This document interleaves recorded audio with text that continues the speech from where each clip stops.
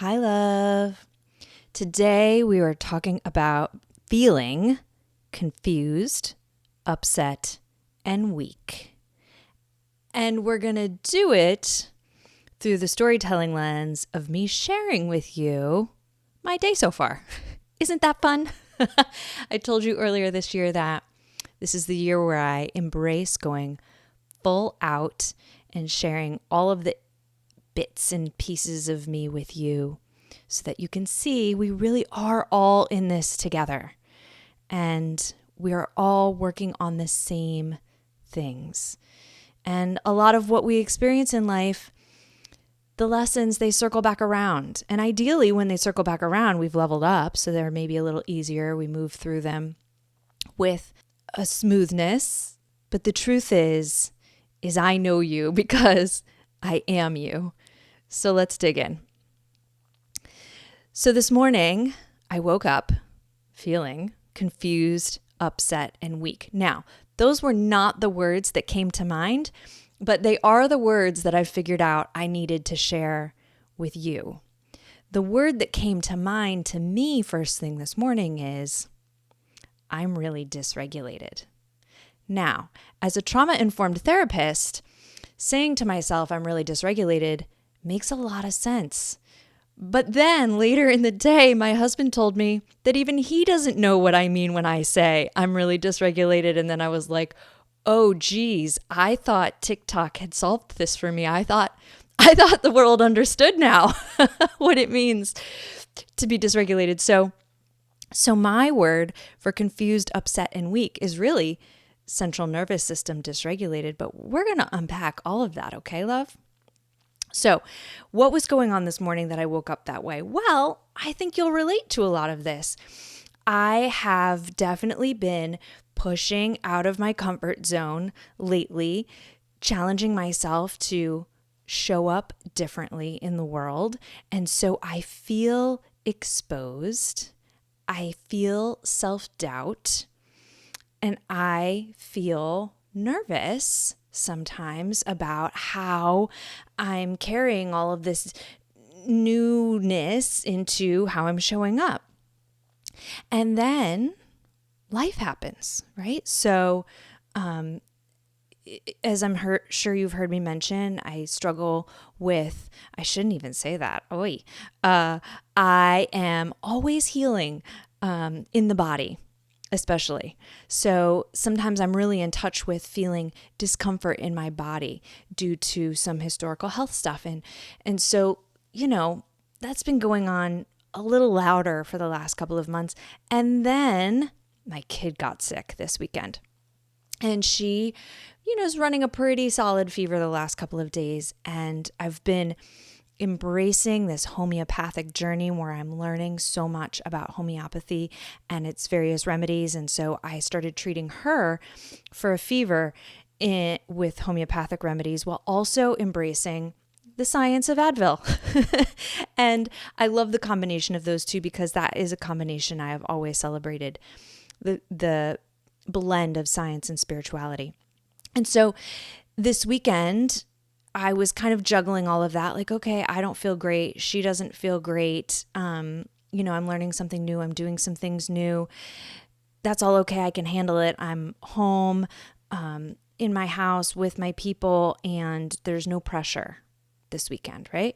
Well, but this morning rolls around and at 6 a.m., she cruises into the bedroom and she's full-blown fever. And so great, I can handle that. I know what to do. But now I've got to handle that in addition to my day, my work day, my own day. And suddenly, all this stuff came crashing into my brain that I couldn't figure out how to manage. And I was like, crap. But it felt wobbly. It felt like I was confused. It felt like I was upset. It felt like I was exposed and weak.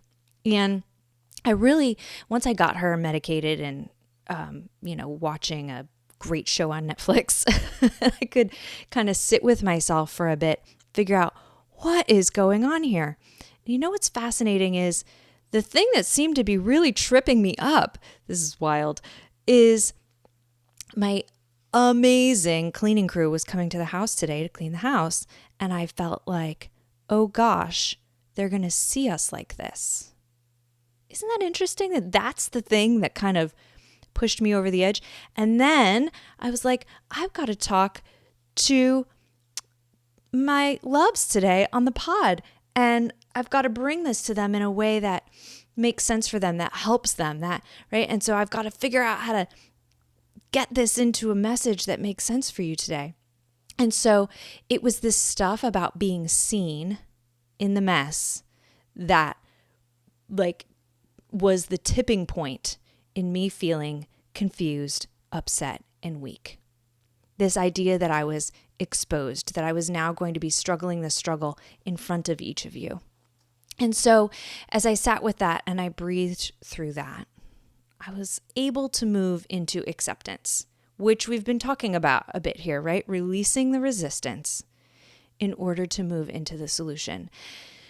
And after I breathed with it for a while and found some acceptance, the thought did pop in. Remember, Dawn, everything is okay. There is a bigger picture here. Let go of any of the worry about getting it right or doing it well or what the people think about you, whether or not they like you or whether or not you're pleasing them. Because I know my intention. I know my heart is pure. I know that my job is to be so me for you and for me that's it. That's the whole story. So after all of that, I no longer felt confused. I knew what to do. I knew what steps to take in order to move forward. And so let's talk about how you can do that in a meaningful way when you're feeling confused, upset, and weak, or what I would call dysregulated. Let's start with, what is your central nervous system? And what do you mean dysregulated, right? So we all have this highway that runs from the base of our spine and our tailbone up into our brainstem. And it's the highway that communicates all of the information that our brain has, that our body has, back and forth between the brain and the body. It's called the central nervous system. And pretty clever, right? And so there's constant feedback going back and forth between the brain and the body about what is going on in the brain and the body. And one of the key things that it's always communicating about is safety and security. Safety and security. Now, when the brain or the body perceive that it is not safe or secure, it sets off alarm bells in various ways. And you've heard all of this before, right? Fight, flight, freeze, fawn. You understand cortisol levels and stress hormones and anxiety and panic and, right? All of this is built into the body in order to help us survive and to keep us safe. The thing is that we've evolved quite a bit since we became equipped with this central nervous system. And like OG humans needed this to know when the tyrannosaur was chasing them, for instance, right? And so anymore, typically the tyrannosaur isn't chasing us. And typically a lot of the feeling of not safe and not secure, a lot of it is being perpetuated by our own thoughts. Now, there are many of you who have experienced really dangerous situations, and maybe some of them were in your marriage. But the reality is once those are over and we are once again safe, unless we do a good job of allowing the brain and the body to circulate that message consistently, then we live in this hyper aroused place of, oh gosh, I'm not safe and I'm not secure. And so then that just perpetuates the thoughts about the thing that made you feel like the tyrannosaur was chasing you. And it's like an endless feedback loop of danger.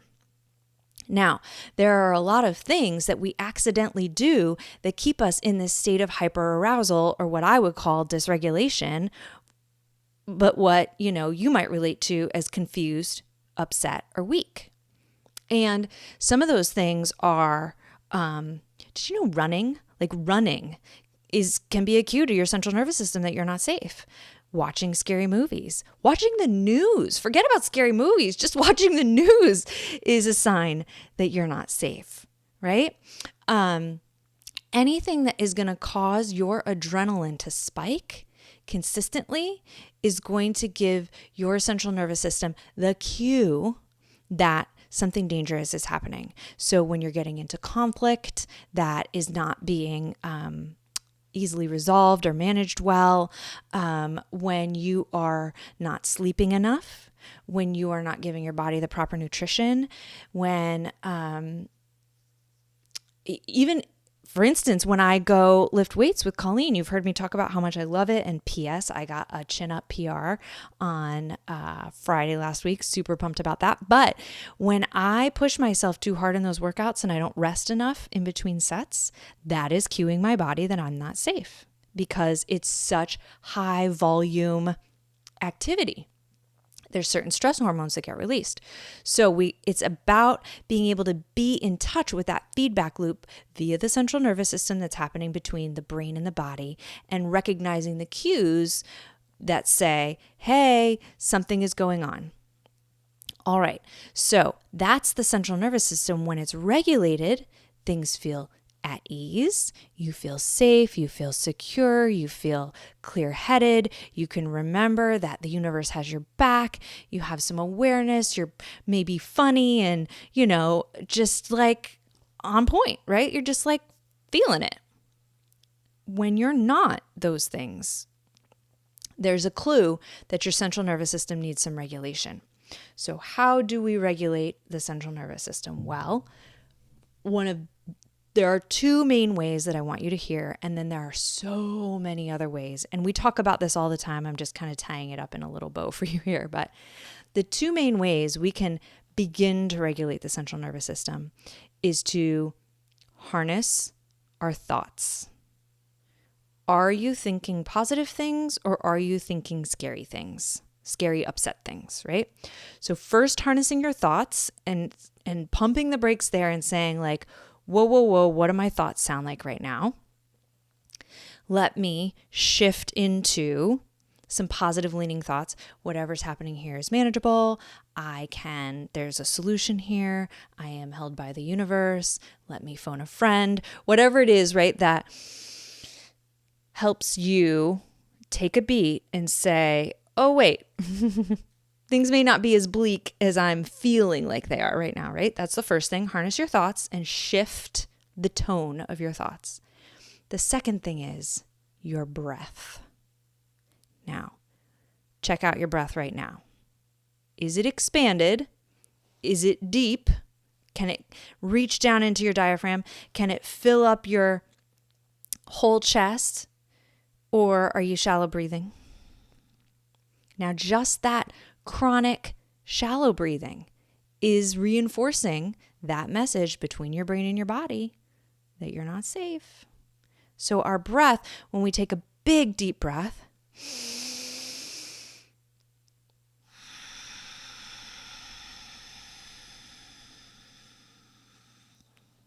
with a slower exhale, we are cueing that dialogue between the brain and the body that all is well.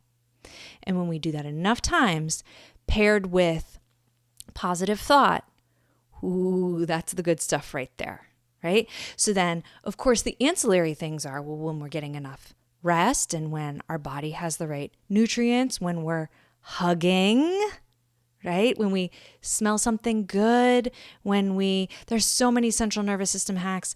There's this nerve called the vagus nerve that runs in the central nervous system there. And we don't need to get into the whole thing, but you can access the vagus nerve. You've heard me say this before by, running your pinky finger inside your ear canal in little circles, and it tells your vagus nerve which tells your central nervous system, hey, we're okay, right? Sitting outside with a tree tells your body, hey, it's safe. The sun on your face tells your body, hey, it's safe. There are so many things that can cue that, but the key is to recognize when you're dysregulated so that you can take some action steps to get regulated. So what did I do this morning when I figured out I was dysregulated, aka confused, upset, weak, right? I said, okay, what do I need to do? All right, I need to communicate with some people. I need to email the teacher. She's not coming in today. I need to, P.S. Producer Joy is out today because her kid's sick too. So that was another thing. I need to get with Joy, figure out how her family's doing, let her know how my family's doing. I need to get with Colleen and tell her I can't come work out today. I need to, re-roll a plan for the podcast this afternoon. But first things first, I need to get a shower, because for me, a shower is one of the most central nervous system regulating things I do. So some deep breaths and a shower, and I knew I was going to come out way more grounded and able to tackle all this stuff. Now, after some deep breaths and a shower, I grabbed my sick kid and I said, hey, let's go out for a walk, a gentle walk outside. It's a sunny day here, even though it's winter. It's a sunny day, and I knew that a gentle walk was going to further ground me, and I knew it was going to help move the virus that she's fighting through her lymphatic system, and that was going to help her heal. So I was like, I am winning here. I get a walk buddy to help me get grounded and regulated and to help her be well. And then I went about my day, started checking some things off of my list. Checking things off your list helps you get a little dopamine, the walk, a little serotonin. These are all things that can cue your central nervous system that all is well, right? I talked to a friend and asked for help there, and that was very soothing. It was like a longtime friend who just feels like home to hear her voice. And so one of the things I mentioned to her too is that feeling of being exposed today, as I was feeling wobbly and felt like it felt scary for everyone to really see me wobbly. And she said, oh man, yes, we all need to hear that. Record that one, Dawn. She said it's super relatable to her too. And so if you've been watching TikToks about central nervous system regulation, dysregulation, one of my favorite people that I follow who talks a lot about how a regulated nervous system is the key to so much healing, so much wellness, is Lindsay Lockett. I follow her on Instagram. I'll definitely add her to the show notes so that you can check her out. She does a lot of cool courses and trainings about how to regulate your central nervous system. Really, really powerful information. Now, when you've had some trauma, whether it's from this marriage that you're recovering from or from childhood or probably both, know that unless you're working through that trauma to resolve it, like with something, for instance, like EMDR, that trauma that's living in your brain is also constantly cueing to your central nervous system that it's not safe. And so even when we learn all of the really valuable insights about how to regulate, if the trauma lives on locked in the brainstem, not fully reprocessed or desensitized, you're kind of not fully optimized, because that content lives on in there telling your brain, which is telling your body, which is telling your brain, nope, it's not over yet. Because that's the thing about trauma, right? Is it causes a portion of your mind to feel frozen in the time in which the trauma happened. And so while the trauma is not still happening, the brain keeps telling the body and the body keeps telling the brain that it is, because that trauma gets locked in a room in the mind. And it does that so that we don't have to feel the intensity of the thing the whole time. But this is why remedies like EMDR are so powerful. And even as I'm learning, remedies like homeopathy are so powerful, because EMDR is unlocking the brain part. and the body part. And the homeopathy is very much unlocking the body part and then the brain part, right? They're just so complementary of one another. And I'm still kind of mind blown that those two things were ever siloed from each other, right? How did we ever get body medicine and mind medicine and spirit medicine? Why are they separate? I'm here to bring them together, right? That's part of what makes for really whole and efficient healing, is healing at every level at once, because we are mind, body, spirit beings. And so I'm really here for that. So if you've been feeling confused, upset, and weak, I want to first remind you that, love, you are okay. You are okay. And what you're experiencing is really normal conversation that your brain is having with your body is having with your brain. And your best line of defense and offense is to learn how to tap into that communication that's happening between your brain and your body and to use it to your advantage. So that when you're feeling dysregulated, you're like, I know what to do. I know how to access this highway that goes between my brain and my body and to communicate it to it that all is well. So, some of the things I was doing this weekend that was making it worse, I was complaining about some shit. Yeah, I did that. This weekend, I was complaining about some old shit. And do you know that was me not supporting my central nervous system, right? Because I was talking about the things that make a low vibration that tell the central nervous system that something bad was or is still happening.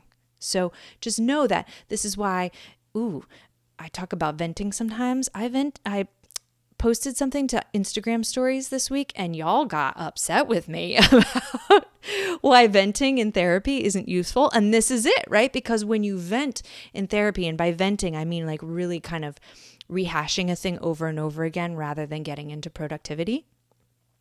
When you rehash a thing over and over again, it's cueing that central nervous system communication response between the brain and the body that it's not over, that it's not safe. And so it's really, really delicious to kind of let all of this click into place and be like, oh, the reason I feel so poorly is because I'm not hacking this highway that goes between the brain and the body. Now, I know you are getting this and eating it up and it's making sense. And so I am thrilled to have you start applying some of these things and maybe even watching some TikToks or following Lindsay Lockett about all the different ways you can cue your central nervous system, because there are so many. So find the ones that work best for you. I cannot wait to hear how it's going. Talk soon.